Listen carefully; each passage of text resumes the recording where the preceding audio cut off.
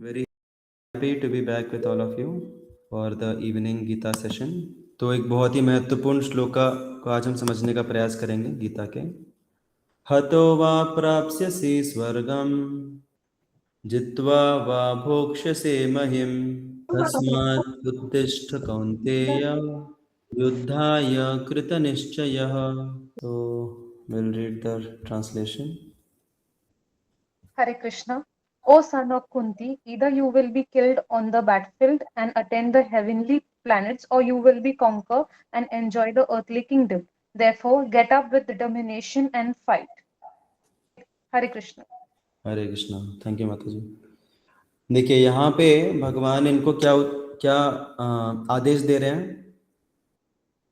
ये जो पूरा ट्रांसलेशन है इसमें आदेश क्या है?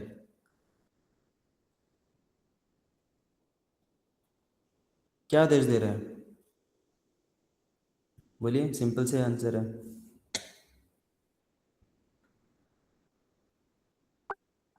हाँ, very good, thank you Prathamesh Prabhu. Fight, that is the Adesh.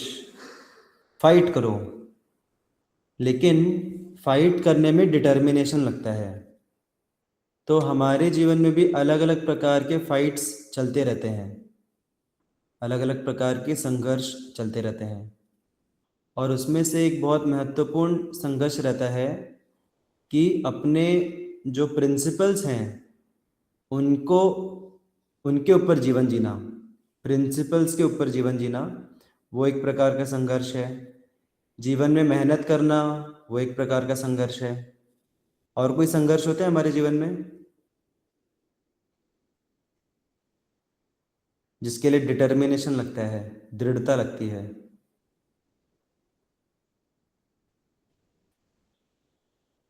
Studies लगा ही था मुझे, स्टडीज़ डेफिनेटली आएगा, मुझे लगा था, क्योंकि स्टडीज़ के लिए काफ़ी डिटर्मिनेशन लगती है. तो स्टडी करने के लिए, अपने जॉब को करने के लिए इच्छा नहीं होती, फिर भी जॉब करना है. कुछ नया चीज़ सीखने के लिए और कुछ नए इनिशिएटिव्स लेने के लिए, या फिर सबसे ज़्यादा संघर्ष लगता है हमारे प्रिंसिपल्स को मेंटेन करने के लिए. स्ट्रगल लगता है, संघर्ष लगता है, फाइट लगता है.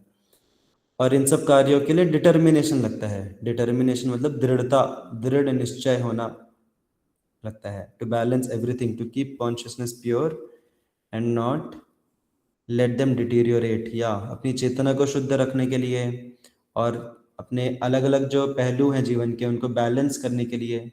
किन किन पहलुओं को बैलेंस करना पड़ता है हमारे जीवन के? वर्क लाइफ बैलेंस, वर्क को, लाइफ को, फैमिली को, स्पिरिचुअलिटी को, अपनी हेल्थ को. तो ये सारी चीज़ों को बैलेंस करने के लिए दृढ़ निश्चय लगता है. नहीं तो नेचुरली हमारी टेंडेंसी क्या रहती है, एक ही दिशा में चले जाओ ज़्यादा, इतना वर्कोहॉलिक बन जाओ कि हेल्थ पे ध्यान ही ना दो, या तो फिर इतना हेल्थ पे ध्यान दो कि फिर बाकी चीज़ें कॉम्प्रोमाइज़ हो जाएं. तो जनरली जीवन में एक डायरेक्शन में जाना आसान रहता है, लेकिन सब कुछ बैलेंस करने के लिए दृढ़ता लगती है. तो इसलिए भगवान क्या बोल रहे हैं? फाइट नहीं बोल रहे, get up with determination and fight, कि संघर्ष करने के लिए दृढ़ निश्चय की जरूरत है. और दृढ़ निश्चय कैसे आएगा?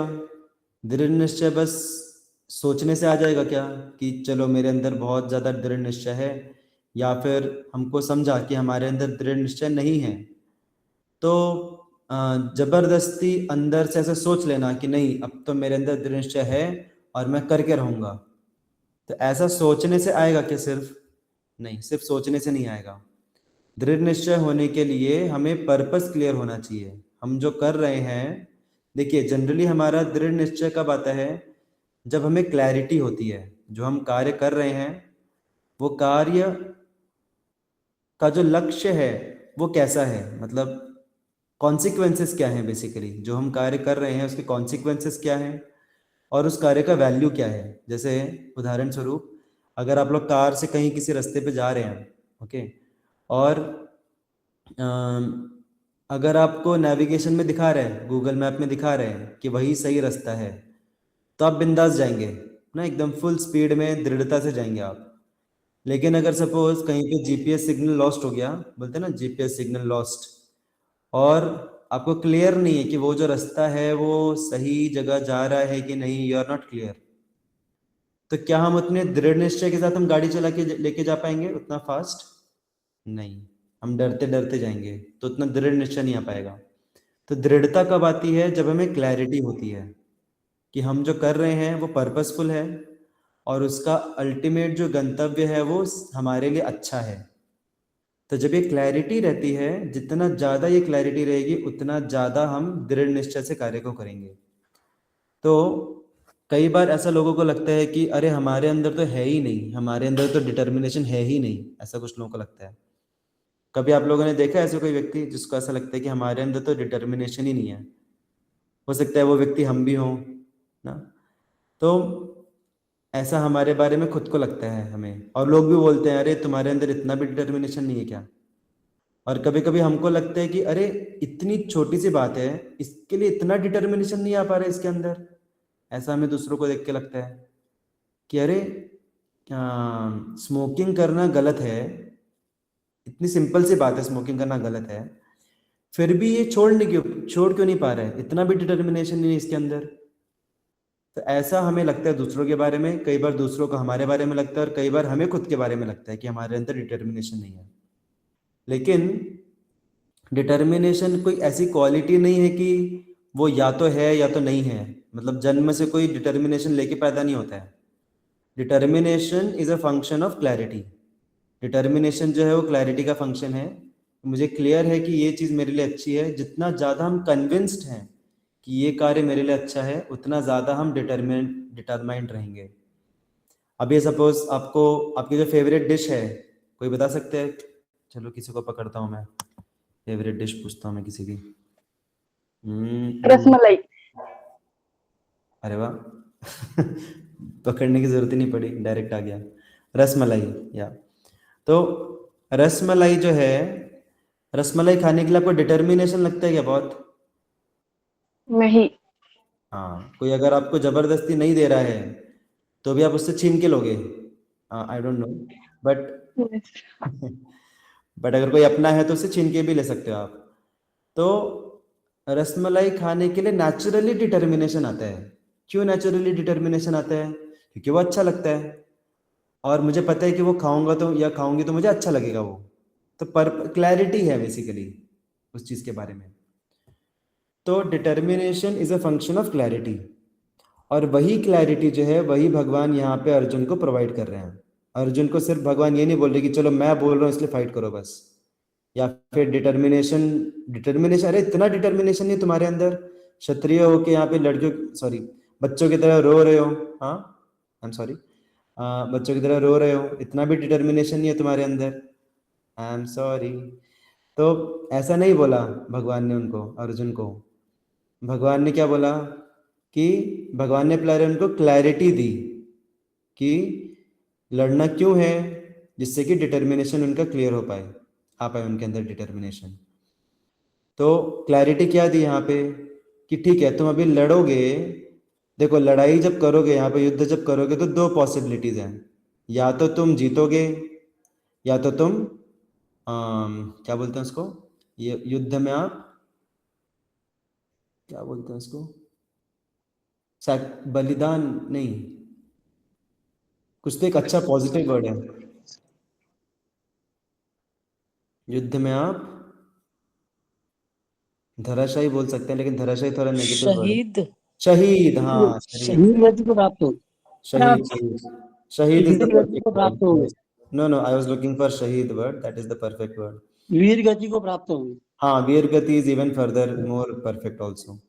तो वीर गति या शहीद हो जाओगे आप युद्ध में। तो ये दो पॉसिबिलिटी है, और कोई पॉसिबिलिटी है क्या? या तो आप युद्ध लड़ोगे तो आप या तो जीतोगे या तो आप शहीद हो जाओगे, और कोई पॉसिबिलिटी है?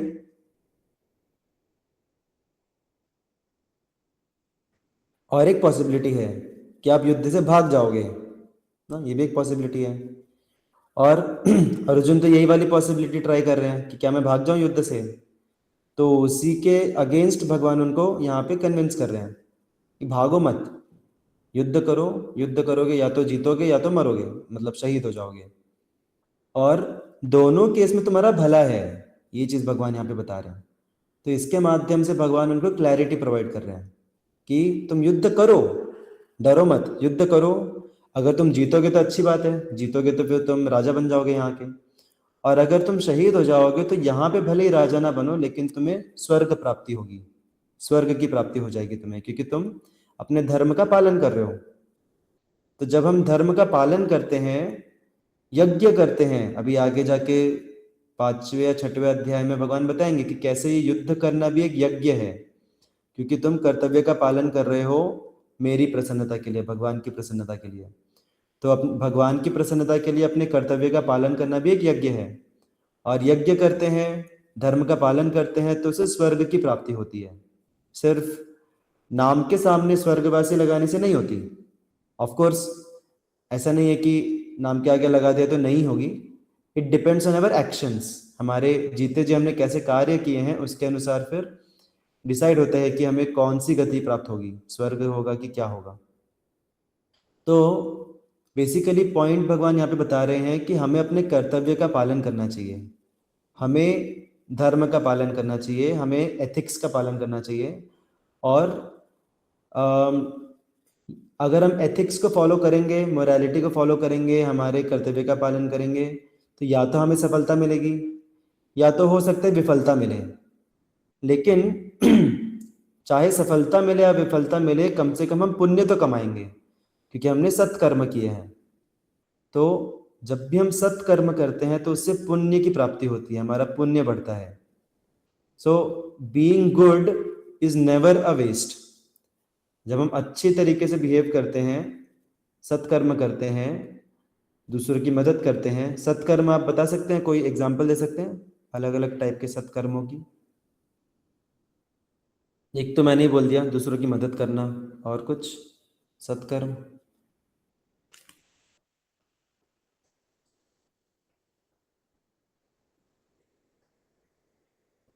अरे बाप रे, डर लग रहा है मुझे। झूठ ना बोलना, हाँ झूठ ना बोल, हमेशा सच बोलना, या फिर हाँ, झूठ नहीं सेवा बोलना, सच बोलना, हाँ, सेवा करना, सेवा करना। सेवा तो आध्यात्मिक कर्म हो गया, तो बहुत ही अच्छी बात हो गई। दान दान हाँ, देना, दान देना, वेरी गुड, दान देना, यस। और नॉन किसी वायलेंस, नॉन वायलेंस, या जहाँ पे ज़रूरी है वहाँ पे नॉन वायलेंस, गुड। तो इस प्रकार से जो भी हम सत्कर्म करते हैं, तो भले ही हमें उसका इमीडिएट रिजल्ट ना मिले, हो सकता है हमने किसी की मदद की और वो भूल जाए, हो सकता है हमने कर्तव्यनिष्ठ होकर कार्य किया, लेकिन हो सकता है कि दूसरे लोग हमसे आगे निकल जाएं। कई बार ऐसा हुआ है कि स्पेशली कोविड के टाइम पे, कि कुछ बच्चे ऐसे थे, कुछ स्टूडेंट्स ऐसे थे कॉलेज में, जो कि मेहनत करके, क्या बोलते हैं हम, ईमानदारी के साथ वो कंपनीज के इंटरव्यूज देते थे, लेकिन उनका सिलेक्शन नहीं होता था। और काफ़ी सारे ऐसे बच्चे रहा करते थे जो कि बेईमानी से चीटिंग करके इंटरव्यू में पास हो जाते थे और फिर कंपनी में ज्वाइन कर लेते थे। लेकिन क्या सिर्फ इस तरीके से अगर हम कोई कंपनी ज्वाइन कर लेगा तो वो आगे जाके फिर ग्रो कर पाएगा क्या? बहुत कम पॉसिबिलिटीज हैं, क्योंकि without capability he has joined, right? तो आगे जाके फिर दिक्कत होगी। तो अगर हम ईमानदारी से कार्य करते हैं, कर्तव्यनिष्ठ होते हैं, तो उससे सफलता इमीडिएटली मिले या ना मिले, लेकिन हम ग्रो करते हैं एटलीस्ट जीवन में। लेकिन अगर हम शॉर्टकट्स लेते हैं, तो शॉर्टकट्स लेने से हम उतना ग्रो नहीं हो पाते। अगर हम अनएथिकल वेज में हम शॉर्टकट्स लेते हैं तो उतना ग्रो नहीं हो पाते। और दूसरी बात, हमारी टेंडेंसी बन जाती है, फिर हर जगह पे हम जैक लगाते हैं, हर जगह पे हम कुछ तो बेईमानी करके ही हम सोचते हैं कि निकल जाएंगे। तो दैट इज़ वन बेनिफिट जो कि हमें डायरेक्टली दिखता है, कि अगर हम कर्तव्यनिष्ठ होते हैं, ईमानदार होते हैं, तो हमारा कैरेक्टर स्ट्रांग बनता है, लोग हमारे ऊपर ट्रस्ट करते हैं, और हम लाइफ में ग्रो करते हैं, हमारा मैच्योरिटी बढ़ता है स्ट्रगल्स करके। जैसे एक कोई तो कीड़ा रहता है, कि वो कीड़ा जो है वो एक शेल के अंदर रहता है, और उस शेल को फोड़ के जब वो बाहर निकलता है तो उसके पर निकल आते हैं और वो उड़ना शुरू कर देता है। आपने से किसी ने कभी ऐसा सुना है ऐसे किसी कीड़े के बारे में? वो कीड़ा एक शेल के अंदर रहता है और खोल के वो बाहर निकलता है फोड़ के, तो फिर उड़ना शुरू करता है, लेकिन वो शेल को फोड़ने में उसको बहुत मेहनत लगती है। और अगर बटरफ्लाई। हाँ, बटरफ्लाई। बटरफ्लाई है क्या? नॉर्मल बटरफ्लाई हाँ, उसके पहले वाले फॉर्म को कैटरपिलर कहते हैं आई गेस। या कैटरपिलर। तो कैटरपिलर जो रहता है वैसे बटरफ्लाई बनता है। लेकिन अगर किसी ने उसके शेल को, किसी ने अगर दया करके सोचा कि अरे चलो यार इसके शेल को फोड़ देते, बेचारा इतना मेहनत कर रहा है, या फिर उसने ही बाहर से किसी को कॉल करके बोल दिया अपने फ्रेंड को कि अरे बहुत मुश्किल मेहनत लग रही है, थोड़ा हेल्प कर दे यार, थोड़ा हाँ क्या बोलते हैं, चिट विट थोड़ा पास कर दे और थोड़ा हेल्प कर दे, मैं मुश्किल हो रहा है, दोस्त है, दोस्त नहीं काम आएगा तो कौन काम आएगा, ऐसा करके। तो अगर उसका जो दोस्त बटरफ्लाई है वो उसको ऐसे शेल को खोल देता है, तो फिर वो कभी उड़ ही नहीं पाता फिर वो कैटरपिलर। क्यों? क्योंकि वो शेल को फोड़ने में जो उसने मेहनत की, उस मेहनत से उसके पर बाहर निकले, उस मेहनत से उसके अंदर उड़ने की क्षमता डेवलप हुई, राइट। तो बेसिकली पॉइंट ये है कि ईमानदारी, मेहनत और सत्कर्म जो है वो कभी वेस्ट नहीं जाते। वो इस दुनिया में रहते रहते हमें ग्रो करने में मदद करते हैं, हमारी मैच्योरिटी बढ़ाते हैं, हमारा एक्सपीरियंस बढ़ाते हैं, और उसके साथ साथ हमारा पुण्य बढ़ता है। जब हम सत्कर्म करते हैं तो उससे हमारा पुण्य बढ़ता है, और पुण्य स्टोर होके फिर वो हमारे आगे के जीवन की जो परिस्थितियां हैं वो अच्छी लेके आता है।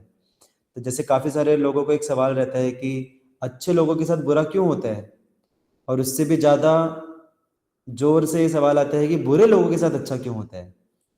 तो यहाँ पे हमें कर्मा का जो पूरा सिस्टम है वो समझना पड़ेगा इसके लिए, उसके लिए आगे की क्लासेस में हम डिस्कस करेंगे। लेकिन एटलीस्ट इतना हमें पता होना चाहिए कि अलग अलग कर्मों के जो फल है वो अलग अलग समय पे मिलते हैं।